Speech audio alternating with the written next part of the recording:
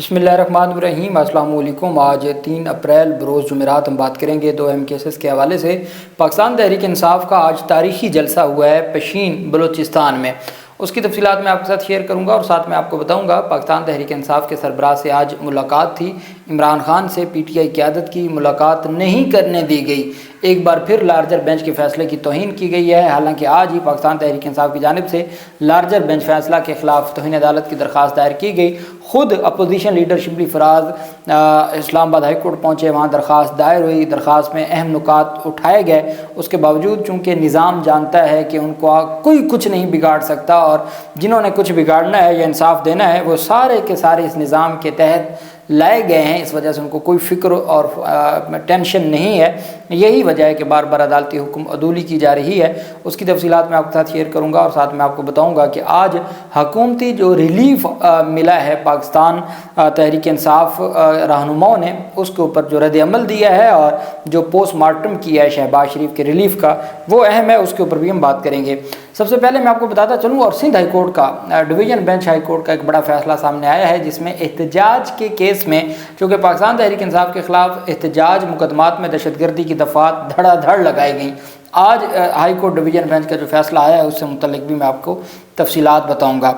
कौमी असम्बली में opposition leader Umar Ayub ने इल्ज़ाम लगाया है कि इमरान खान को ईद की नमाज नहीं पढ़ने दी गई। आज पाकिस्तान तहरीक इंसाफ की क़यादत अडयाला जेल पहुंची और कल ही दरख्वास्त दायर की गई थी और उसमें Shibli Faraz, opposition leader senate, opposition leader कौमी असम्बली उमर अयूब और इसके अलावा बाकी क़यादत ने, जरताज गुल, आलिया हमज़ा वग़ैरह ने आज मुलाकात करनी थी। किसी को मुलाकात नहीं करने दी गई।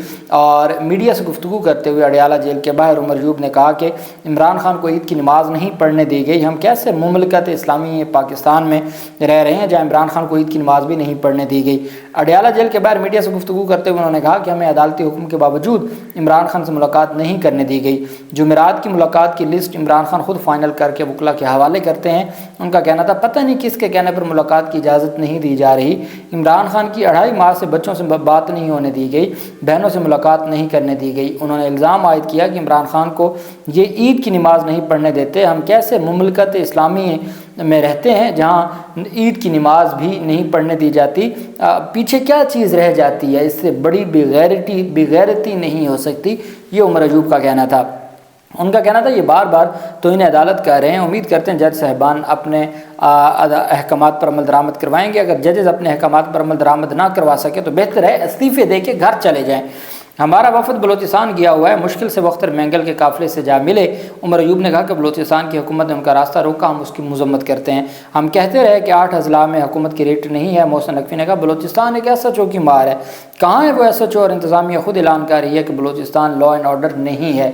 पीटीआई रहनुमा ने कहा मुल्क को सिर्फ इमरान खान इकट्ठा कर सकते हैं। शिबली फराज ने कहा कि हमें दूसरी मरतबा मुलाकात की इजाज़त नहीं दी गई। इससे ज़ाहिर होता है अदालती फ़ैसले कोई मानी नहीं रखते। कोई मुल्क जहाँ अदालती फ़ैसलों को जूते की नोक पर रखा जाए वो मुल्क नहीं क्या कहला सकता। जहाँ पिक एंड चूज़ किया जाए उसका मतलब है अदालतें अपना वक़ार खो चुकी हैं। उनका कहना था वो अदालतें और जजेस जो कानून के मुताबिक फ़ैसले देते हैं, अगर उस पर कोई अमल दरामद नहीं करता तो उस पर सज़ा का तयन भी करें। जब अवाम देखेंगे कि अदालत का कोई मुकाम व हैसियत नहीं है तो वो क्यों कानून का एहतराम करेंगे। अवाम कन्फ्यूजन का शिकार है। जितने कैदी यहाँ बैठे हैं उनको अदालतों ने ही सज़ा दी है। उन्होंने कहा हमारी मुलाकात ना करवाना अदालत के फ़ैसले की खुल्लम खुल्ला तौहीन करार दिया गया है पाकिस्तान तहरीक इंसाफ की जानिब से। और आज अदालती अहकामात के फ़ैसले पर अदालती अहकामात और अदालती फ़ैसले पर दोबारा से तौहीन करते हुए अमल दरामद नहीं किया और पाकिस्तान तहरीक इंसाफ के सरबराह इमरान खान से मुलाकात नहीं करवाई गई। वहीं आप जानते हैं कि पाकिस्तान तहरीक इंसाफ की हुकूमत में जो बिजली के रेट थे वो तो सारी दुनिया जानती है कि कितनी सस्ती बिजली और पेट्रोल था। लेकिन आज एक और बड़ी दिलचस्प सूरत हाल सामने आई जब आज इन्होंने बड़ा एक रिलीफ देते हुए 7 रुपये और चंद पैसे बिजली सस्ती की। अब उसके ऊपर पाकिस्तान तहरीक इंसाफ की जानिब से जो ऑफिशियल मौक़िफ़ आया है वो तो आया ही है, लेकिन दूसरी तरफ जो एक बड़ी पेशरफ सामने आई है वो पाकिस्तान तहरीक इंसाफ के जो रहनुमा हैं हमाद अज़हर, उन्होंने इसकी तफसीलात कौम के सामने रखी हैं और उन्होंने कौम को बताया है कि किस तरीके से सारे मामलात को चलाया गया और किस तरीके से ये अवाम की आंखों में जो है वो धूल झोंकी गई। اچھا، وہ کہتے ہیں ان کی جانب سے کہا گیا کہ 30 روپے مہنگا کر کے 6-7 روپے سستی کر دی گئی، اس کو کہتے ہیں کہ یہ بڑا انقلاب لے آئے۔ پی ڈی ایم حکومت نے اوسطاً بجلی کی قیمت میں 30 روپے فی یونٹ کا اضافہ کیا۔ تحریک انصاف دور میں اوسطاً ایک یونٹ کی قیمت 16 روپے 40 پیسے تھی، جو اب 45 روپے سے تجاوز کر چکی ہے۔ سیلز ٹیکس ابھی اس میں شامل نہیں ہے، اور آج 6 روپے یونٹ کم کر کے قوم سے مذاق کیا گیا۔ عوام کو ایک جیب سے ریلیف دیا، دوسرے سے نکال لیا۔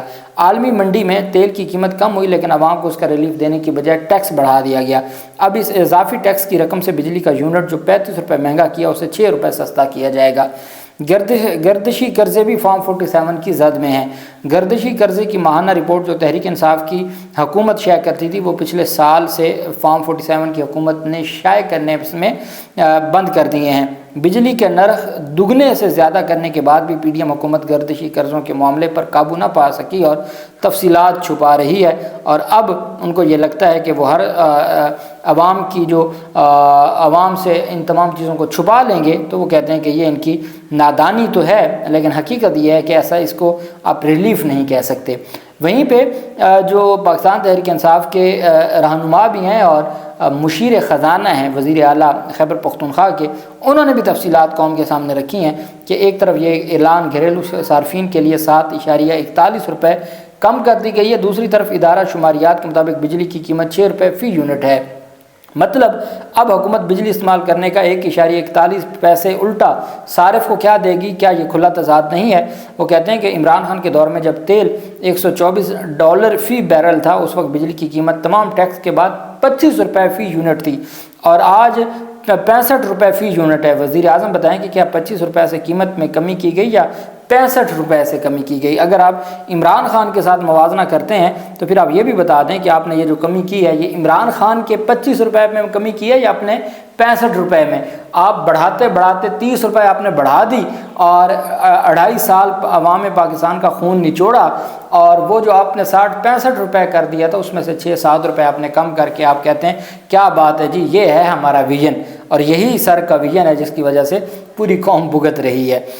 دوسری طرف ایک جو بڑی پیشرفت سامنے آئی ہے، وہ پاکستان تحریک انصاف کی جو ایک پاکستان تحریک انصاف کی جانب سے پشین میں، چونکہ پاکستان تحریک انصاف کا وفد کل BNP مینگل کا جو دھرنا ہے وہاں پہنچا، اور سلمان اکرم راجہ تھے، لطیف کھوسہ تھے، حامد رضا تھے، اور راجہ ناصر عباس اور محمود اچکزئی، اور ان کو پہلے روکا گیا۔ اختر مینگل نے اس کے اوپر ٹویٹ کی ہے کہ PTI وفد کو روکا جا رہا ہے۔ پھر پاکستان تحریک انصاف کا وفد وہاں گیا، وہاں عمران خان کے حق میں نعرے بازی ہوئی، وہ دھرنا جو BNP مینگل کا ہے۔ پھر اس کے بعد آج پشین بلوچستان میں ایک تاریخی جلسہ تھا، آپ کہہ سکتے ہیں کہ پشین کے ریکارڈ توڑ جلسہ تھا، بڑی تعداد میں لوگ وہاں پر موجود تھے۔ اور ایک بڑی دلچسپ بات سلمان اکرم راجہ کی جانب سے، جہاں عمران خان کی رہائی سے متعلق اور بلوچستان کے حالات سے متعلق حامد رضا نے جو بات کی ہے وہاں پر کہ کس طریقے سے ہمیں ان چیزوں کا معلوم نہیں تھا جو اب ہمیں معلوم ہوا ہے، بہت ساری چیزیں انہوں نے کہی ہیں، لیکن اہم بات یہ ہے کہ محمود اچکزئی کہتے ہیں کہ پاکستان تحریک انصاف کے ساتھ اتنی عوامی قوت کے پشین جیسے علاقے میں آپ نے اتنی دنیا اکٹھی کر لی ہے، اور وہ بھی عمران خان نہیں آیا، سیکنڈ لائن لیڈرشپ آئی ہے۔ تو وہ کہتے ہیں جس شخصیت اور جماعت کے پاس اتنی پشین جیسے بیک ورڈ علاقوں میں اتنی فالوئنگ ہو یا کارکنان ہو یا حمایت ہو، تو وہ ابھی بھی جیل میں ہو۔ کہتے ہیں کہ کہیں ایسا نہ ہو سلمان اکرم راجہ صاحب معذرت کے ساتھ کہ عمران خان کے جیل سے آنے تک میں ہی نہ عمران خان کا نائب بن کے PTI کو سنبھال لوں، کیونکہ اتنی عوامی طاقت ہونے کے باوجود آج تک کچھ ہو نہیں رہا۔ یہ محمود اچکزئی نے اپنے ہی بلوچستان میں اتنا بڑا عوامی اجتماع دیکھ کے ان کی جانب سے یہ بات کی گئی۔ یہ پاکستان تحریک انصاف کو آج بڑی شاندار وکٹری ملی ہے کہ ایسے حالات میں وہ، اور پھر وہاں پہ سلمان اکرم راجہ نے سالار کاکڑ اور پاکستان تحریک انصاف کے بلوچستان سے جو سینکڑوں لوگ گرفتار ہوئے تھے ان کو خراج تحسین بھی پیش کیا اور ان کی تفصیلات بھی بیان کی۔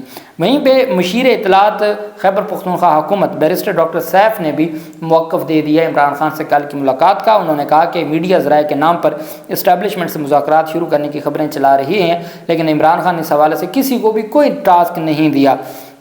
बैरिस्टर सैफ ने कहा कि मीडिया बगैर तस्दीक के ज़राए से खबरें नशर करने से गुरेज करे। मुलाकात में हुकूमती मामलात, दहशतगर्दी और अफगानिस्तान के अमूर पर तबादला ख्याल हुआ। इमरान खान ने वज़ीर आला को हुकूमती मामलात जबकि मुझे दहशतगर्दी और अफगानिस्तान के मसले से मुतल्लिक़ हदायत दी। बैरिस्टर सैफ ने कहा कि इमरान खान ने वाज़ेह तौर पर कहा कि वो अपनी रिहाई और ज़ाती फ़ायदे के लिए इस्टेबलिशमेंट समेत किसी से बातचीत नहीं करेंगे। इमरान खान ने कहा कि मुल्क की मुआशी तरक्की और सियासी इस्तेहकाम मेरे लिए सबसे मुकद्दम है।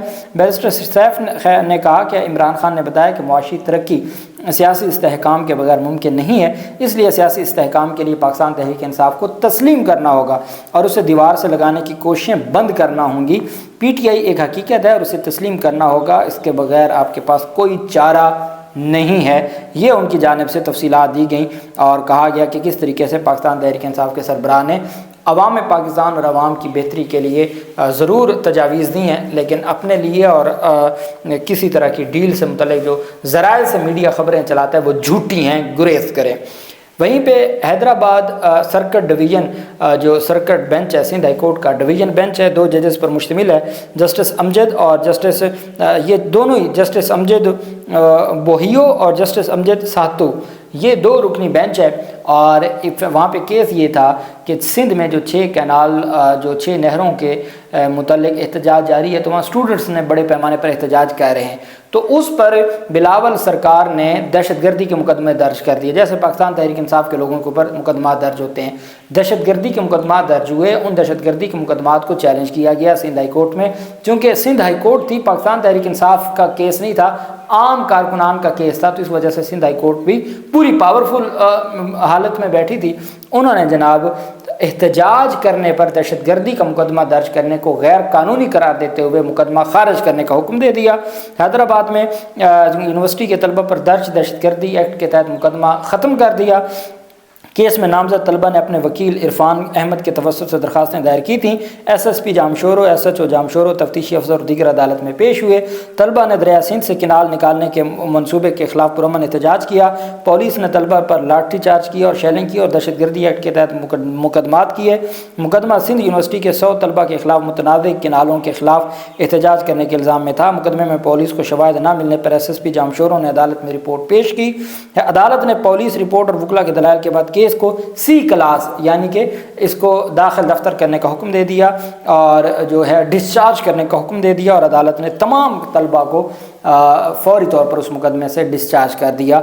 ये अदालत ने करार दिया कि पुरअमन एहतजाज, अगर अपने हकूक़ के लिए पुरअमन एहतजाज किया जाए और उसमें कोई लाठी चार्ज हो या शेलिंग हो और कोई मामलात ख़राब हो तो दहशतगर्दी नहीं हो जाती, दहशतगर्दी का मुकदमा नहीं हो सकता। और अदालत ने दहशतगर्दी की दफ़ात के तहत दर्ज मुकदमा खारिज कर दिया एहतजाज केस में। अल्लाह पाक पाकिस्तान का हामी नासिर हो। बहुत शुक्रिया। अल्लाह हाफिज़। पाकिस्तान जिंदाबाद।